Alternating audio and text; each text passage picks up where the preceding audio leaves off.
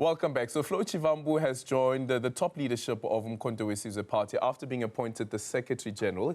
He succeeds Sifiso Maseko, who the party says will resume his duties as the Chief Director in the Gauteng Department of Health. Maseko will remain as a member of the party's highest decision-making body, the National High Command. To tell us more about the new appointment, let's now speak to the Director for the Center for the Advancement of Non-Racialism and Democracy at the Nelson Mandela University, Professor Bheki Mngomezulu.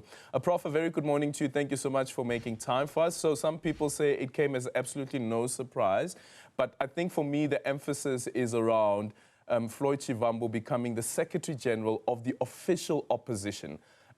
If you take out the context of, yes, this is a party that was founded by the likes of former President Jacob Zuma, but that particular position as the Secretary General of the official opposition, what do you read into that? Thank you very much, Aldrin, for having me, and good morning to your viewers.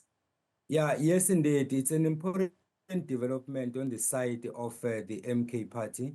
Of course, there will be people who are going to raise concerns that some of them were hoping that if Sifiso were to leave the position, they would stand a better chance of replacing him. But it doesn't work like that in politics. You would see how other countries have survived. They don't look at who you are, they look at what you are capable of. In this case, Floyd Shivambu has experience in terms of party leadership. He also has experience in terms of government. So basically, then if you bring those two together, it's almost a foregone conclusion that he will basically pass a number of people who have already been in the MK party. The position of SG is a very critical position in any political party, which is why some of us have been making a lot of noise on other political parties, which I will not mention, where you have an SG of the party who basically suffers from an identity crisis and projects himself or herself as the spokesperson. The spokesperson of the party is the face of the party on a daily basis. That is the person who should be outlining what the party has decided to do, telling the public. But the SG of the party is the engine of the party. So you don't just put in any other person there. You put a person with requisite skills and knowledge who is going to lead the party well, and then make sure that the structures are intact. So it's in that context, I think, that the MK party opted for Floyd Shivambu as opposed to getting any other person who was there before him. Yeah, and his argument is that he has the support of the other national leaders of uMkhonto weSizwe political party. But yesterday, the Sunday World actually ran a story where they were arguing in the report itself that there were debates within the MK party, that instead of Floyd Shivambu, there were those who were considering Ndumiso Matlala for the party's powerful job as the Secretary General. So I wonder what something like this then does to a newly built political party. Yes, they're celebrating their 1 year next month. However, it is still a new political party, but it's a new political party with some powerful names part of the party itself. And I wonder what that means for unity within such a party.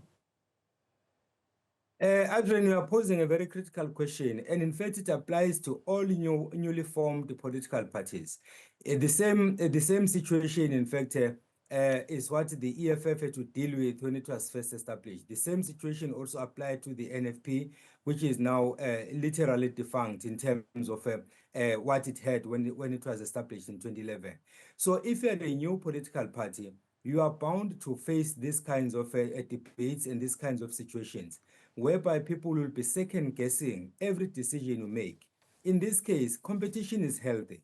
Of course, there will be those who are going to give this appointment a nod and say it is the right appointment, but then, of course, others will cry foul and say that so-and-so would have been a better person for this position. The same applies to all political parties, but with older political parties, at least they will have political maturity in the sense that they will have experience to draw from.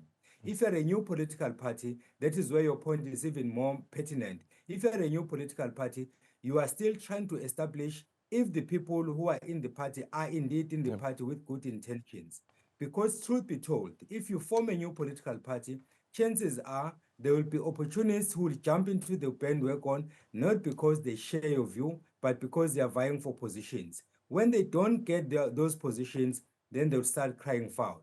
Then there will be those who are politically mature who will say it doesn't really matter whether I get the position or Aldrin gets the position, as long as this is done in the interest of the party, then that is fine. So we'll always have those divergent opinions. So there is nothing sinister about that. We can expect it in the MK party, and we can expect it with any other political party, old and new alike.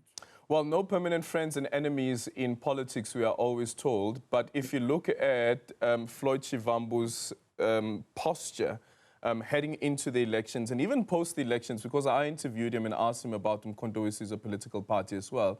And one of the points that he stressed, that as far as he's concerned, of course, at the time being the deputy president of the EFF, is that they are constitutionalists. They are for constitutionalism.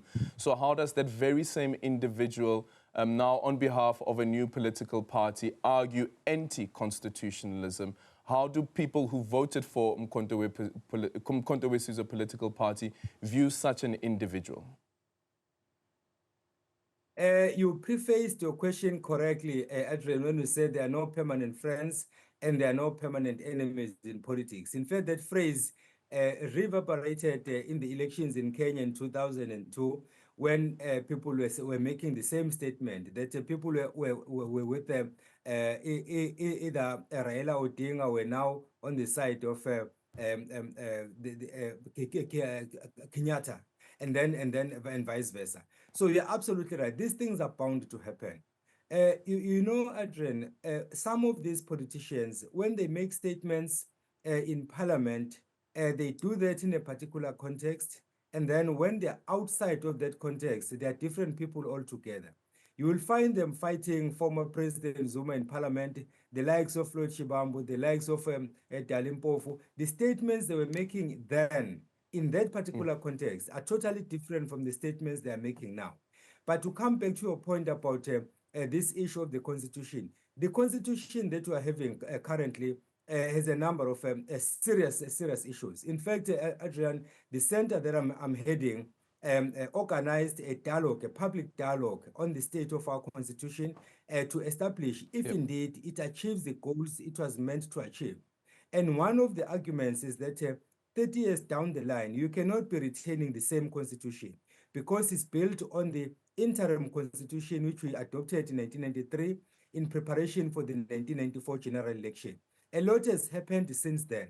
What you do when you review a constitution, it doesn't mean that you are going to discard everything, but to identify things that make sense in the current context, and then you modify the constitution to be in line with that. It doesn't necessarily mean that you will be dismissing everything. So I think the debate is around that. Okay. What Floyd said before and what he's saying now should be understood in that context. Prof, I quickly want to squeeze in this question because with Floyd Shivambu becoming the Secretary General of uMkhonto weSizwe, this means, if you think about it, some of the leadership, those who are in leadership in the ANC Youth League, are now in powerful positions in four of the top biggest political parties in the country. Speak about the ANC.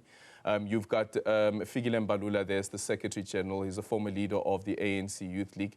You have, of course, now you have Julius Malema, who's the leader of the EFF. And now you have Floyd Shivambu as well, who's the Secretary General of uMkhonto weSizwe political party. What does this mean for how we understand politics? What does this mean about that particular cohort of young people who are leading the ANC Youth League and now being in such powerful positions, and how South Africa, if anything, would be benefiting from that?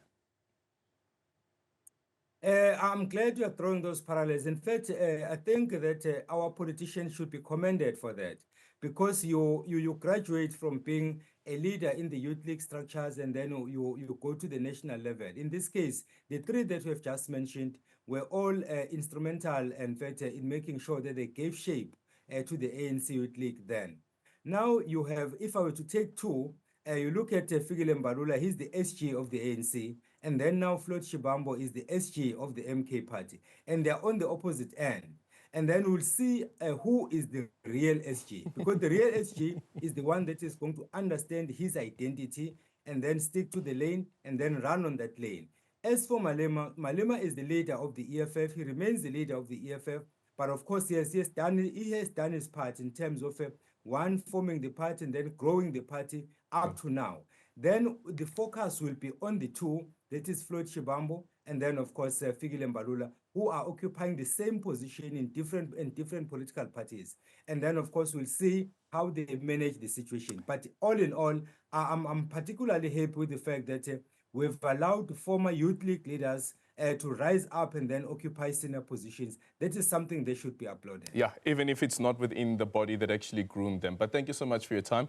Professor Bheki Mngomezulu there from the Nelson Mandela University. Still to come.